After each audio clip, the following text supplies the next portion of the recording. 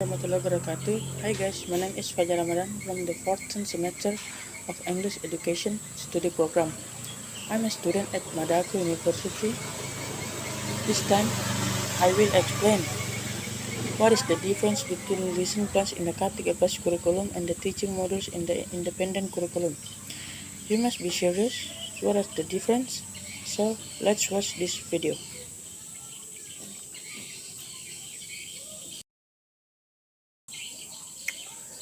Many teachers and educators are still confused about the difference between the two.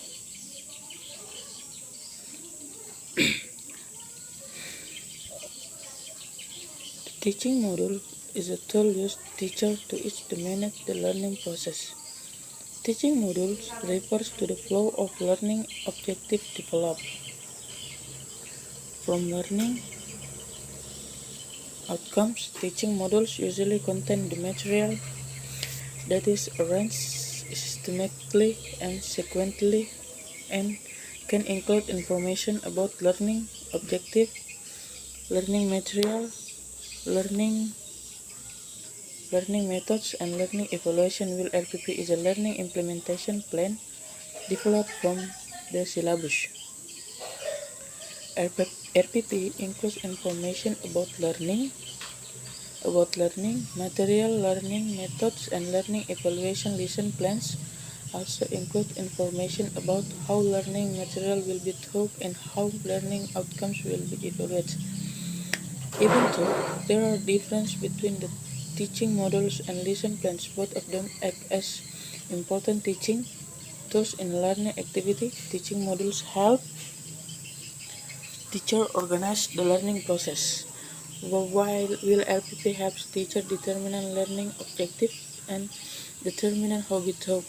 On teaching device learning in the 2023 curriculum generally on focus on intracurricular or face-to-face learning, while the Merdeka curriculum uses intracurricular 70 from GPN as of 70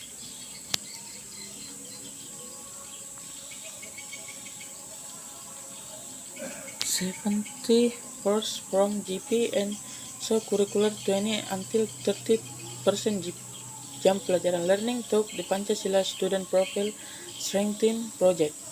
Judging from the components and curriculums almost the same, so the teaching module is often referred to as RPP plus. Now, the components of teaching module are follows: general information. Here the teacher needs to explain the title of the subjects, the identity of the module author, achievement and learning objectives such as learning outcomes and learning objectives of the entire module. 3. Detailed use plan, that is determination of the learning model, total allocation of the study hours and the number of meetings. The 4. Meeting details as 4 components of the RPP. Components of the RPP are learning objective, learning steps or activity, and assessment of learning or assessment. Those were some of the differences between the RPP in the K13 curriculum and the teaching modules in the independent curriculum.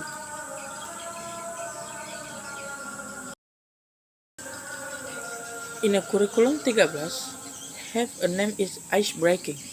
Ice breaking is an activity aimed at the elimination boredom in a class.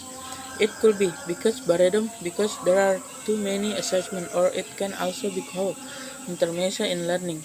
Ice breaking is usually done during lunch breaks or when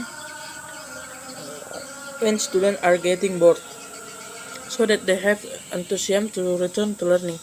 Ice breaking is not just an activity, but ice breaking is several benefits.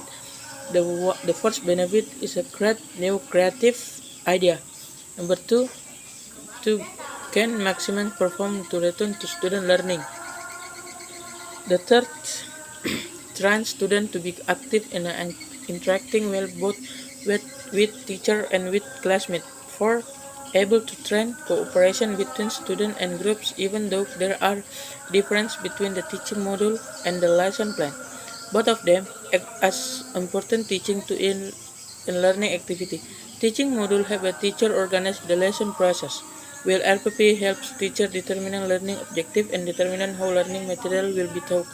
So far information about the difference in lesson plan and teaching modules. I hope that after watching this video, prospective teacher will be better able to distinguish between lesson plans in the K13 curriculum and teaching modules in the independent curriculums. That's all for me. Assalamualaikum warahmatullahi